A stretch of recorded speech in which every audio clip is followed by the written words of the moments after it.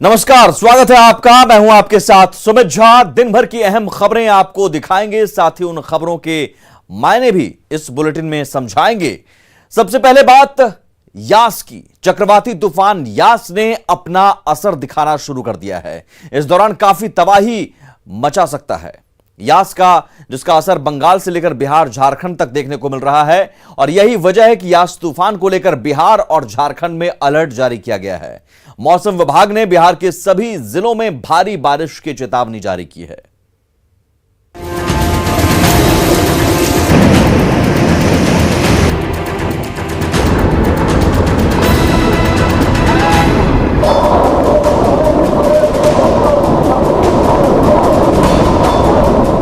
तस्वीरें ये समझने के लिए काफी हैं कि बारिश का कहर किस कदर यास के असर वाले इलाकों पर दिखा। ओडिशा के भुवनेश्वर, भद्रक और बालासोर में तेज बारिश हुई, तो वहीं केंद्रापड़ा में बारिश के बीच लोगों को बचाने की मुहिम जारी रही। यास के ओडिशा में एंट्री के साथ ही इसका असर बंगाल से लेकर झारखंड तक होने का अनुमान लगाया गया था।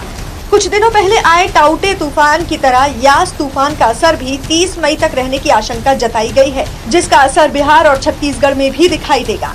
अनुमान के मुताबिक 27 तारीख की सुबह तक तूफान झारखंड पहुंच जाएगा, जिससे वहां भारी बारिश हो सकती है और हवाओं की रफ्तार 60 से 70 किलोमीटर प्रति घंटा रह सकती है। जिस वक्त तूफान झारखंड पहुंचेगा, उसी वक्त बिहार में भी इसका असर दिखने लगेगा। बिहार के भी कई जिलों में 27 मई को भारी से बहुत भारी बारिश की आशंका जताई गई है।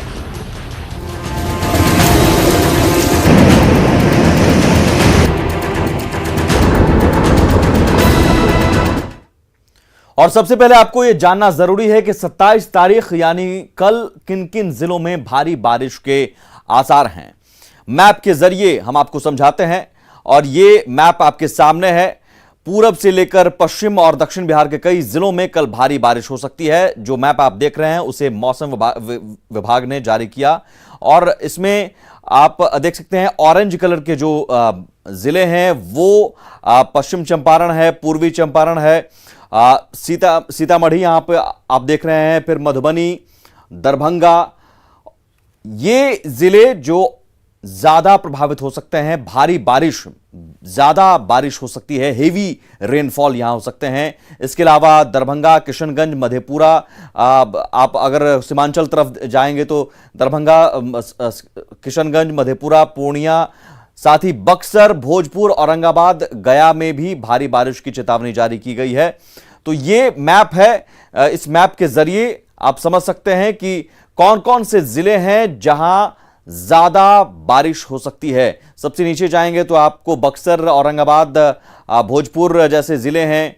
आप फिर सीमांचल की तरफ जाएंगे तो किशनगंज, पूर्णिया, और यहां आप देख सकते हैं पश्चिम चंपारण, पूर्वी चंपारण, सीतामढ़ी, मधुबनी और दरभंगा जैसे जिले हैं। बाकी जिलों में भी जो आप येलो कलर के से देख सकते हैं, बाकी जिलों में भी मध्यम बारिश हो सकती है, लेकिन जो ऑरेंज कलर में जिले आपको दिख रहे हैं मैप में, वहां पर तेज बारिश हो सकती है, भारी बारिश हो सकती है। साथ ही तेज हवा के साथ 80 mm से 120 mm तक बारिश होने की संभावना है। विद्युत आपूर्ति भी बाधित हो सकती है। ऐसे में सभी विभागों को अलर्ट कर दिया गया है। तो असर भी दिखना शुरू हो गया है बिहार में यास का, और इसका असर यह है कि राजधानी पटना सहित कई जिलों में आज से ही मूसलाधार बारिश हो रही है। शाम होते ही बारिश शुरू हो गई, और 2 से 3 दिन तक ये बारिश के आसार हैं, बल्कि और भी तेज बारिश होगी। मौसम विभाग ने पहले ही अलर्ट किया है, लोगों से बाहर नहीं निकलने की अपील की गई है। यास तूफान का असर पटना में भी दिखने लगा है। पूरे बिहार में इस वक्त बारिश की खबरें आ रही हैं, और खासतौर पर हम पटना के बेली रोड की यह तस्वीर दिखा रहे हैं। लॉकडाउन और कोरोना के कारण लोगों की संख्या सड़कों पर कम है, लेकिन शाम होते ही पटना में मूसलाधार बारिश शुरू हो गई है। और खास तौर पर इस तूफान को देखते हुए मौसम विभाग ने पहले से ही अलर्ट कर दिया था, और ये मौसम विभाग का कहना है कि बारिश अगले 2 से 3 दिनों तक पूरे बिहार में होगी। इसका सीमांचल में ज्यादा असर थोड़ा पड़ेगा। इसके साथ साथ आपदा विभाग भी लोगों से लगातार यह अपील कर रहा है कि लोग घर में रहें, बाहर न निकलें। तूफान को लेकर जो गाइडलाइन जारी होते हैं वो सभी गाइडलाइन भी जारी कर दिए हैं। बिहार के लगभग 12 जिलों में एनडीआरएफ और एसडीआरएफ की तैनाती भी कर दी गई है। तो ये असर जो तूफान का है वो पटना समेत पूरे बिहार में दिखना शुरू हो चुका है। कैमरा पर्सन मनीष जुनेजा के साथ शैलेंद्र, न्यूज 18 पटना। तो अगले 2 से 3 दिनों तक यास का असर दिखने की संभावना है, लिहाजा बिहार झारखंड दोनों राज्य पूरी तरह से अलर्ट मोड है। खबर तो समझिए कि आपकी सुरक्षा के लिए सरकार ने क्या क्या इंतजाम किए हैं। तो पटना से उड़ान भरने वाली 21 जोड़ी विमानों का परिचालन रद्द कर दिया गया है। बिहार में 15 स्पेशल ट्रेनें कैंसिल कर दी गई हैं और इसके अलावा जरूरी अस्पताल में व्यवस्था दुरुस्त करने की है, इसे लेकर भी निर्देश दिया गया है। सभी अस्पतालों में विशेष टीम का गठन किया गया है। कोरोना काल है, मरीजों को कोई दिक्कत ना हो। ऑक्सीजन के भी पर्याप्त भंडारण किए जा रहे हैं ताकि मरीजों को दिक्कत ना हो। यास तूफान को लेकर एनडीआरएफ और एसडीआरएफ की 22 टीमें तैनात की गई हैं। मौसम विज्ञान केंद्र ने 24 घंटे अलर्ट पर है, मौसम विभाग भी, और सभी लोगों की छुट्टियां रद्द कर दी गई हैं। लोगों से भी अपील की गई है कि नदी तालाब में आप ना जाएं, लोगों से घरों में रहने की अपील की गई है। हम भी आपसे अपील करते हैं कि आप घरों में ही रहें, नदी तालाब में आप नहाने नहीं जाएं, बिजली पोल के नीचे आप ना खड़े रहें। इस दौरान वज्रपात की आशंका भी है और बिहार के लोगों से आपदा विभाग ने यह अपील की है। 30 मई तक बिहार में भारी बारिश की आशंका है। ओडिशा में 1.5 लाख लोगों को शिफ्ट किया गया है। वहीं पटना डीएम ने भी 48 घंटों तक सतर्कता बरतने की अपील की है। कंट्रोल रूम भी बनाए गए हैं जहां कर्मचारियों की नियुक्ति की गई है और प्रशासन ने फोन नंबर भी जारी किया है जिसे आप नोट कर लीजिए, 0612 2210 ये फोन नंबर कंट्रोल रूम है। कोई भी दिक्कत होने पर इसे आप कॉल कर सकते हैं इस पर और मदद मांग सकते हैं। आपदा प्रबंधन का कंट्रोल रूम ये 24 घंटे काम करेगा। पटना जिला प्रशासन ने भी विशेष कंट्रोल रूम बनाया है। पश्चिम बंगाल में 3 लाख मकान क्षतिग्रस्त हुए हैं। यास का असर यह है, कई जिलों में तेज हवा के साथ बारिश हो रही है। उत्तर दक्षिण बिहार में भी झमाझम बारिश हो रही है। आगे बढ़ते हैं। मुख्यमंत्री नीतीश कुमार ने एईएस, जेई, कालाजार और हीट वेव को लेकर हाई लेवल मीटिंग की, जिसमें प्रभावित जिलों की डीएम वीडियो कॉन्फ्रेंसिंग के जरिए जुड़े।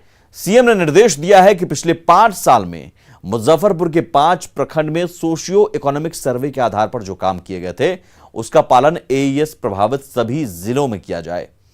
पूरी खबर देखिए, फिर खबर तो समझिए।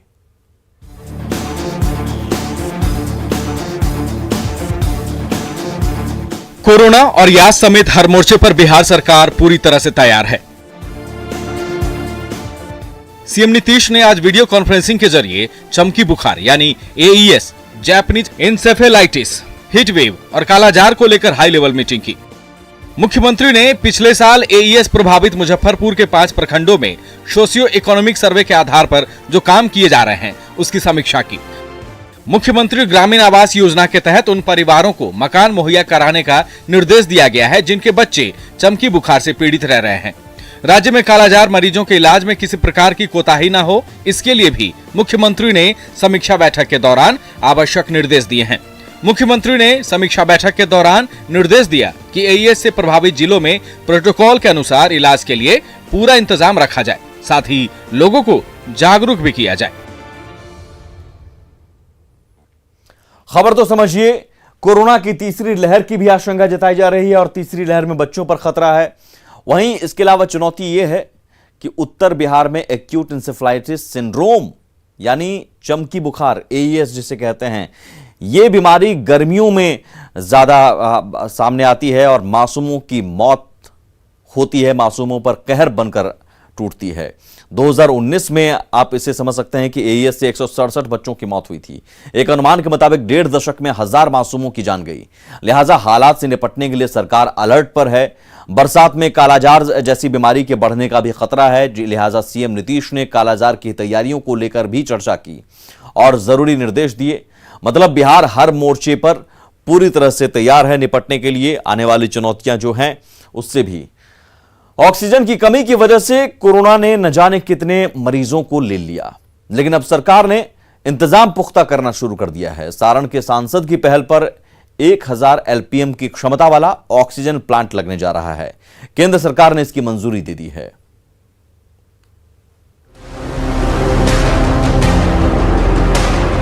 कोरोना की दूसरी लहर में अगर सबसे अधिक किसी चीज की मारामारी हुई तो वो है ये ऑक्सीजन। ऑक्सीजन सिलेंडर की कमी की वजह से ना जाने कितने मरीजों की जान चली गई। हालांकि हालात अब काबू में है।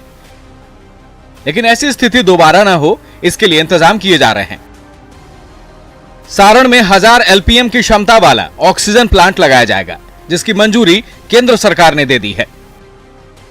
कोरोना की दूसरी लहर में सरकार ने ऑक्सीजन की किल्लत को जिस तरह से झेला, उसका असर अब तीसरी लहर की दस्तक के साथ सुनाई देने लगा है। छपरा के सांसद राजीव प्रताप रूडी के प्रयास से छपरा में 1000 एलपीएम के क्षमता वाले ऑक्सीजन संयंत्र का स्थापना की मंजूरी अब मिल गई है। दरअसल सारण के सांसद राजीव प्रताप रूडी ने भारत सरकार के स्वास्थ्य सचिव को पत्र लिखा था, जिस पर केंद्र सरकार ने अपनी मंजूरी दे दी है। इस प्रोजेक्ट को लेकर NHAI इसी महीने काम शुरू कर देगा। ऑक्सीजन प्लांट पर सरकार की मंजूरी के बाद लोगों में काफी खुशी है। मैंने बहुत तो ब्लैक में भी लोग को लेना पड़ा, बहुत लोग हॉस्पिटल में आए तो कुछ मिला, बहुत लोगों को नहीं मिला, तरह तरह का झेलना पड़ा किसी तरह। बहुत लोग प्लांट लग जाएगा, तो बहुत खुशी हो जाएगा, आम जनता को सहूलियत हो जाएगा। जाहिर है इस फैसले के बाद सारण और आसपास के लोगों को काफी सहूलियत होगी। न्यूज़ 18 के लिए छपरा से संतोष गुप्ता की रिपोर्ट। और खबर तो समझिए, सारण के ऑक्सीजन प्लांट से किल्लत दूर होगी। ऑक्सीजन की लोगों को परेशानियों का सामना नहीं करना पड़ेगा और लोग कालाबाजारी से बच जाएंगे, क्योंकि ऑक्सीजन की कालाबाजारी भी होती थी। बिहार के 15 जिलों में ऑक्सीजन उत्पादन प्लांट स्थापित होगा। 9 मेडिकल कॉलेज में भी ऑक्सीजन प्लांट को मंजूरी दी गई है। पीएम केयर्स फंड के जरिए देश भर के सरकारी अस्पतालों में ऑक्सीजन बनाने वाले 551 संयंत्र स्थापित किए जा रहे हैं। मतलब अब ऑक्सीजन की कमी से किसी मरीज की मौत नहीं होगी, किसी अस्पताल में ऑक्सीजन की कमी अब नहीं होगी। 18 से 44 साल के लोगों को टीका देने के मामले में बिहार देश भर में पहले नंबर पर है। बिहार में 18 से 44 साल के 14,83,081 लोगों को टीका लगाया जा चुका है। बिहार की इस उपलब्धि पर स्वास्थ्य मंत्री मंगल पांडे ने बताया कि सरकार योजना बनाकर लोगों को टीका लगा रही है।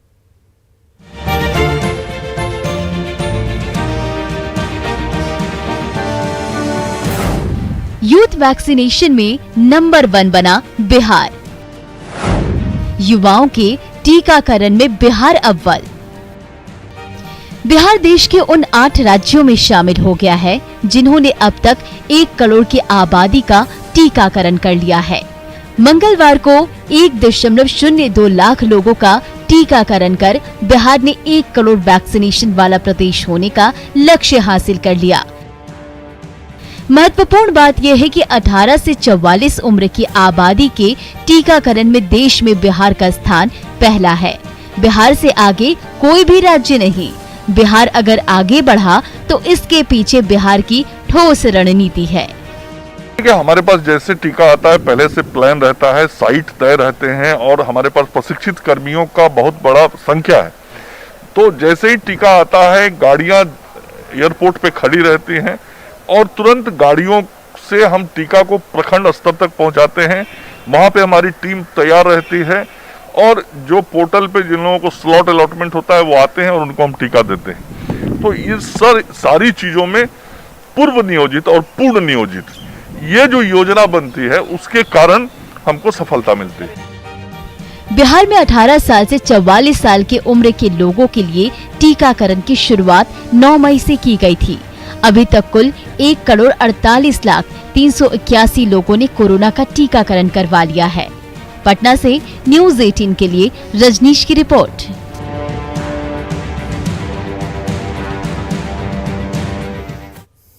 और खबर तो समझिए, टीकाकरण को लेकर सरकार की प्लानिंग सफल हो रही है। सरकार प्रखंड स्तर तक टीकाकरण चला रही है और बिहार के युवाओं ने भी जिम्मेदारी का परिचय दिया है। 18 साल से 44 साल के उम्र के लोगों के लिए टीकाकरण की शुरुआत 9 मई से की गई थी और राज्य में अभी तक कुल 1,48,381 लोगों ने कोरोना का टीकाकरण करवा लिया है। गांव-गांव जाकर टीका लगाया जा रहा है। वैक्सीनेशन वैन, टीका एक्सप्रेस आप जिसे कहते हैं, उस वैन से टीकाकरण में तेजी आई है। कई राज्यों से वैक्सीन के लिए स्लॉट बुक किए जाने के बाद भी लोग सेंटर पर नहीं पहुंच रहे हैं। नहीं पहुंचने की स्थिति में टीकों के डोज खराब हो जाते हैं। वैन से टीकों का मैक्सिमम इस्तेमाल हो रहा है। लिहाजा बिहार ने यूथ वैक्सीनेशन में पहला स्थान बना लिया है और आपसे भी अपील की जरूरी है तो आप तुरंत अगर आपने नहीं लगवाया टीका तो रजिस्ट्रेशन करवाएं और अपना स्लॉट बुक करें और टीका जरूर लगाएं। आगे बढ़ते हैं। नेटवर्क 18 ये सुनिश्चित करना चाहता है कि हर भारतीय को कोविड-19 टीका मिले। टीकाकरण जागरूकता बढ़ाने के लिए नेटवर्क 18 और फेडरल बैंक की पहल संजीवनी अ शॉट ऑफ लाइफ को सपोर्ट करें। हेल्थ एक्सपर्ट अपोलो 24/7 आपके साथ है।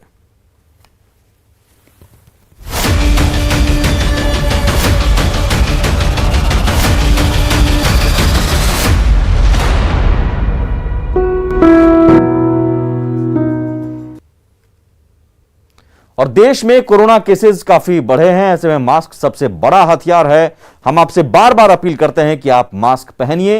इसे लेकर न्यूज 18 ने भी एक मुहिम शुरू की है, #मास्क पहनो इंडिया। आप खुद से यह प्रण लीजिए कि जब तक यह महामारी है आप मास्क नहीं उतारेंगे। मास्क ठीक से पहनिए, मास्क है मजाक नहीं।